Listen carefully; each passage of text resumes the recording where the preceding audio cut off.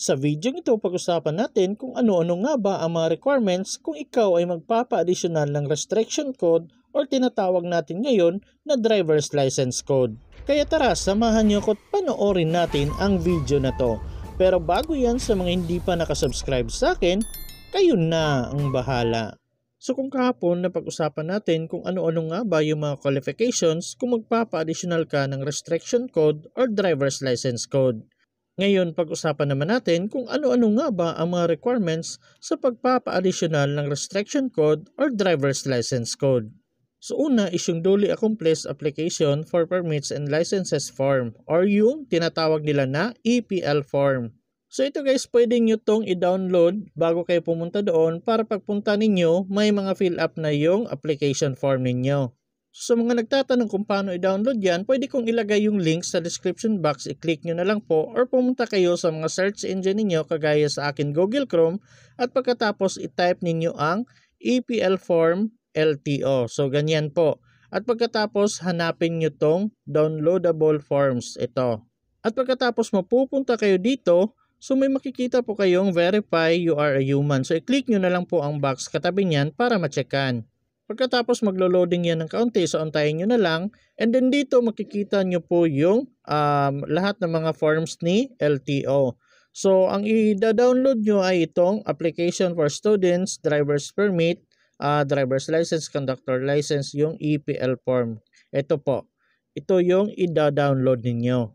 So ito na po yung form for application permit and licenses or yung EPL form. So bali dalawang page po yan guys. Ito yung front page niya, tapos itong sa baba, ito yung back page niya.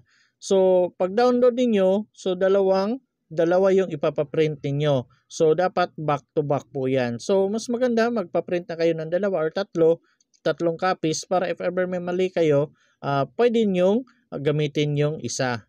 Mas maganda po may fill up na yan para pagpunta ninyo doon, diretso na lang pong ibibigay yan. Pangalawa ay yung original na medical certificate at isang photocopy. Yes po, tama ang rinig ninyo. Kailangan nyo pang magpa-medical. So pagkatapos nyo magpa-medical, ipa-photocopy nyo po yung result at yun na po yung dadalhin ninyo, yung original at isang photocopy. At pangatlo, dalhin mo yung original na non-professional driver's license mo or yung professional driver's license mo. So make sure guys, dalhin mo yung original na driver's license ninyo. At itong pang-apat guys, kung magpapa-additional kayo ng code A at A1 tapos holder kayo ng A or A1 saan dyan, hindi na po kailangan ng PDC. So baka naguluhan kayo guys, for example, mayroon na kayong code A. So gusto niyo magpa-additional ng A1, so hindi na po siya kailangan ng PDC. At same din dito sa pang-apat, for example, holder kayo ng B, B1 at B2, tapos magpapa-additional kayo ng code alinman dyan, B, B1 at B2, hindi na po kailangan ng PDC. For example guys, holder kayo ng code B, tapos magpapa-additional kayo ng B1 or B2, hindi na kailangan ng PDC. At para naman sa mga magpapa-additional ng driver's license code C, kailangan meron kang NC3 TESDA certificate or PDC mula sa mga learning school na accredited ni LTO.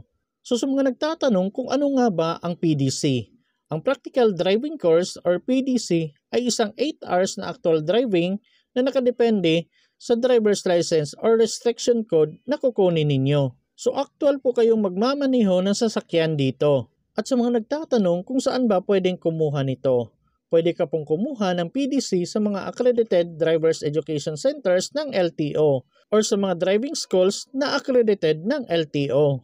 Ang Practical Driving Course or PDC ay isang requirements kung kukuha po tayo ng non-professional driver's license or isa rin po ito sa mga requirements kapag magpapa-additional tayo ng restriction code or driver's license code sa LTO. At para naman sa mga magpapa-additional ng driver's license code D, kailangan pa rin na meron kayong NC3 TESDA certificate or PDC na mula sa mga learning school na accredited ni LTO. And then, para sa mga magpapa-additional ng driver's license code BE, so ganun pa rin guys, kailangan ng NC3 TESDA certificate at or PDC mula sa mga Learning Accredited School ni LTO. At ganun pa rin dito sa magpapa-additional ng Driver's License Code CE. So kailangan pa rin ng TESDA certificate na NC3 or PDC mula sa mga learning school na accredited ni LTO.